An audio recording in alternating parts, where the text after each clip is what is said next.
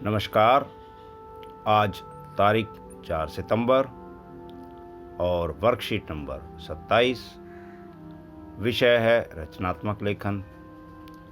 रचनात्मक लेखन में पहले भी जिक्र कर चुके हम पत्र लेखन का और पत्र के विभिन्न प्रकारों के बारे में आपको बता चुके हैं। आज जो ये पत्रक आपके सामने है, इसमें बताया गया है कि जो निजी पत्र होते हैं, औपचारिक पत्र जिसमें कहा जाता है, अनौपचारिक पत्र जिसे कहा जाता है, इसमें जो अनौपचारिक पत्र की जो महत्वपूर्ण बातें हैं वो क्या क्या है कि इसमें व्यक्तिगत सुख दुख और अनुभव का विवरण होता है। इसमें तथ्यों के साथ साथ आत्मिक भावों को भी महत्व दिया जाता है। यह पत्र प्रेम भाव और विचार विमर्श के लिए भी लिखा जाता है। इसकी भाषा शैली अनौपचारिक होती है। अब इसका एक प्रारूप देखिए कि सबसे पहले ऊपर बाईं ओर प्रेषक यानी कि पत्र भेजने वाले का नाम व पता लिखा जाता है। दूसरे नंबर पर दिनांक, जिस दिन पत्र लिखा जा रहा है उस दिन की तारीख। तीसरा संबोधन, जिस व्यक्ति को पत्र लिखा जा रहा है उसके साथ के संबंध के अनुसार संबोधन का प्रयोग किया जाता है। जैसे अगर आप अपने से बड़ों के लिए लिख रहे हैं तो पूजनीय, पूज्य, आदरणीय, आदरणीय, और अगर छोटों के लिए लिख रहे हैं तो प्रिय, प्रियवर, स्नेह आदि का प्रयोग किया जाता है। चौथा अभिवादन, जिसको पत्र लिखा जा रहा है उसके साथ संबंध के अनुसार, जैसे सादर प्रणाम, चरण स्पर्श, नमस्ते, नमस्कार, इस तरीके से। पांचवा होता है मुख्य विषय, जो सबसे ज़्यादा जरूरी है।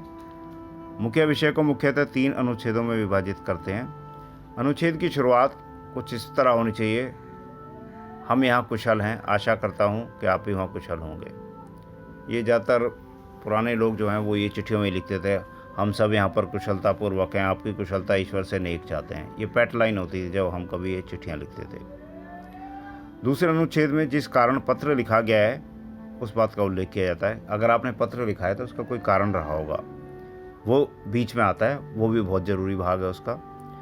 और तीसरे अनुच्छेद में समाप्ति से पहले कुछ वाक्य अपने परिवार व संबंधियों की कुशलता के लिए लिखने चाहिए। जैसे कि मेरी तरफ से बड़ों को प्रणाम, छोटों को आशीर्वाद, ये हमेशा लिखा जाता है।